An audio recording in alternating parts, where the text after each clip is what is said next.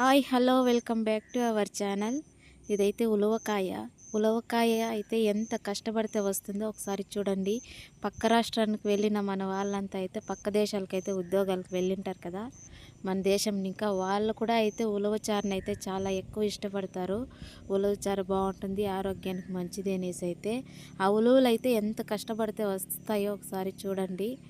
ఉలవకాయ అయితే చేనులో అయితే చెల్లిన తర్వాత అయితే దాన్ని అయితే నీట్గా పండిపోయినాక తీసుకువచ్చి ఇలా రోడ్డు పైన వేసి వచ్చిపోయే గాడీలకంతా అవైతే నీట్గా అలా తొక్కి వేసేస్తాయి. తొక్కి వేసిన తర్వాత అలా అయితే నీట్గా వదులుకోవాలి. ఆ ఉలవకాయ అంతా ఉలువ చెట్లలోనిక గింజలంతా అయితే మొత్తం కిందకి రాలిపోయి ఉంటుంది. ఆ వచ్చిపోయే గాడీలు తొక్కే దానివల్ల బస్సులు లారీలు ఇలాంటివంతా పెద్ద పెద్ద గాడీలు పోతాయి కదా రోడ్లో.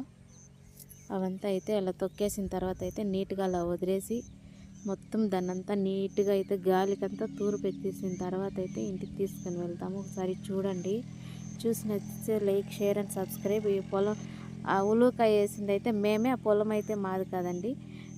మేమైతే కౌలుకైతే తీసుకొని అయితే చేసాము వ్యవసాయం అయితే. నీట్గా చూడండి, నేనైతే చాలా ఫాస్ట్ ఎంత జోరుగా అయితే నీట్గా అయితే వర్క్ అయితే ముగించేసాను.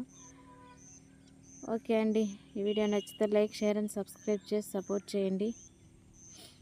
పూర్తిగా అయితే చూడండి ఎంత కష్టమైతే ఉందో ఉలవకాయ వల్ల. ఉలవకాయ కాదండి, ఏ పని చేసినా కష్టం అనేది ఉండే ఉంటుంది, కానీ చేయాల తప్పదు. ఓకే అండి, వీడియో అయితే పూర్తిగా చూసేయండి.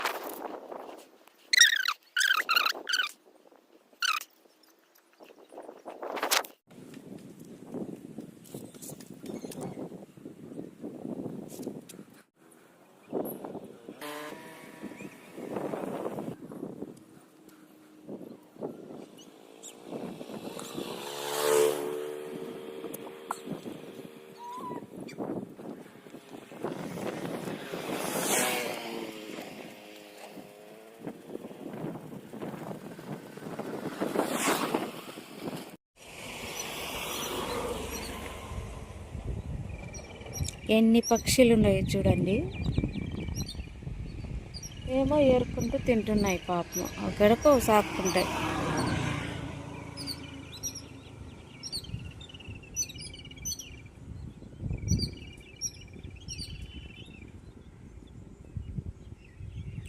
ఫైనల్లీ మా ఉలవకాయ అయితే క్లీన్ చేసింది అయిపోయింది. మా పని కూడా అయిపోయింది. ఈరోజు అయితే చాలా అయిపోయింది ఫ్రెండ్స్. ఇక్కడ కొన్ని మూటలు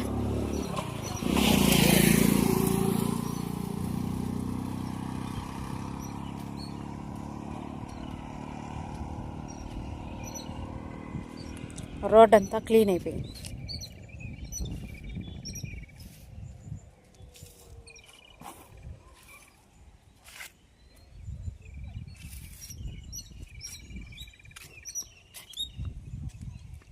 ఆ పూల చెట్టు చూడండి ఎంత బాగుందో.